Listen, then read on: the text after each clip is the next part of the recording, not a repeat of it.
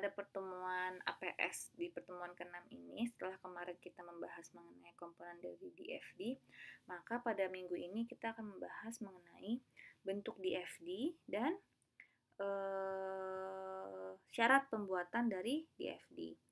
Oke, bentuk DFD itu ada dua, physical data flow diagram atau logical data flow diagram. Kalau physical data flow diagram bisa kita sebut dengan PDFD. Nah, digunakan untuk menggambarkan sistem yang ada atau sistem yang lama. Penekanannya dari PDFD adalah bagaimana proses-proses dari sistem diterapkan, misalnya dengan cara apa, oleh siapa, dan di mana, termasuk proses-proses manual.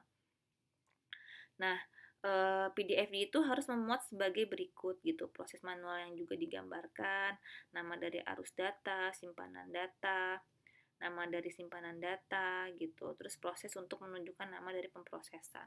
Nah, untuk logical data flow diagram itu digunakan untuk menggambarkan sistem yang akan diusulkan atau sistem yang baru. LDFD tidak menekankan pada bagaimana sistem diterapkan, tetapi penekanannya hanya pada logika dari kebutuhan sistem, yaitu proses-proses apa secara logika yang dibutuhkan oleh sistem. Nah, syarat pembuatannya itu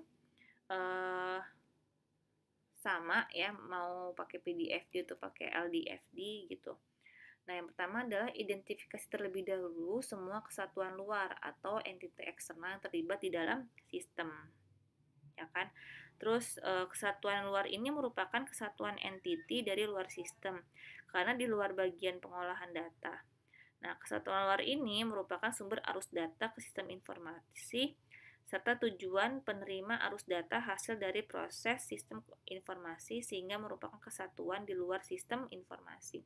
Yang kedua adalah mengidentifikasi semua input dan output yang terlibat dengan kesatuan luar, ya kan?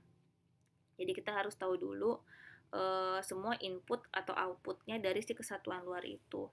Terus yang ketiga adalah gambarlah terlebih dahulu suatu diagram konteks gitu. Jadi seperti yang kita pernah pelajari di SIA ya gitu kan. Kita kan kalau bikin DFD itu paling gampang adalah kita bikin diagram konteksnya dulu nih. Yang apa? Yang secara keseluruhannya dulu. Nah, nanti dari diagram konteks itu baru kita pecah-pecah lagi kan. Ada yang level 1 gitu. Nah, dari level 1 itu bisa kita pecah lagi jadi level 2 gitu. Jadi kenapa begitu? Karena DFD itu merupakan alat untuk struktur analisis.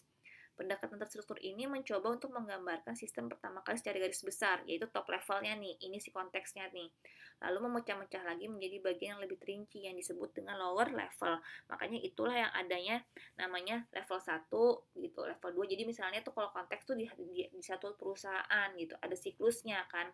Kayak kemarin tuh, siklus pendapatan nanti ada hubungannya sama siklus penerimaan kas, ada hubungannya sama siklus pembelian nanti ada hubungannya sama siklus apa. Nah, nanti kan dari si siklus penerimaan kasnya itu kita bagi lagi kan, kita bikin lagi si level satunya.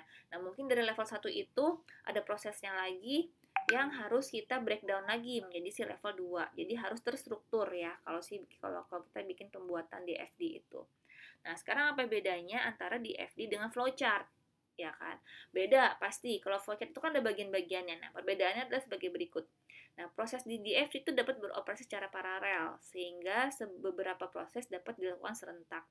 Hal ini merupakan kelebihan DFD dibandingkan dengan bagan alir yang cenderung hanya menunjukkan proses yang urut gitu. Jadi kalau DFD itu tuh nggak harus ada urutannya gitu, semuanya bisa serentak. Kenyataannya kegiatan-kegiatan proses dapat dilakukan secara tidak urut, yaitu secara paralel atau serentak, sehingga DFD dapat menggambarkan proses semacam ini dengan lebih kena. Jadi kan kalau misalnya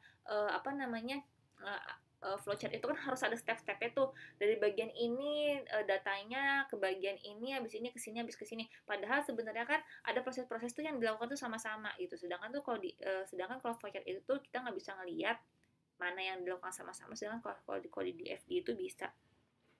Terus DFD lebih menunjukkan arus data di suatu sistem, sedangkan kalau flowchart itu sistemnya lebih menunjukkan arus dari prosedur, dan flowchart program lebih menunjukkan arus dari algoritma gitu. Jadi kalau untuk arus data itu DFD itu lebih menunjukkan gitu dibandingkan dengan flowchart, yang kalau di mana flowchart itu lebih kayak prosedurnya, harus ke sini dulu, diotorisasi dulu, baru ke sini gitu loh. Sedangkan tuh kalau di FD tuh enggak, harus datanya aja kemana gitu.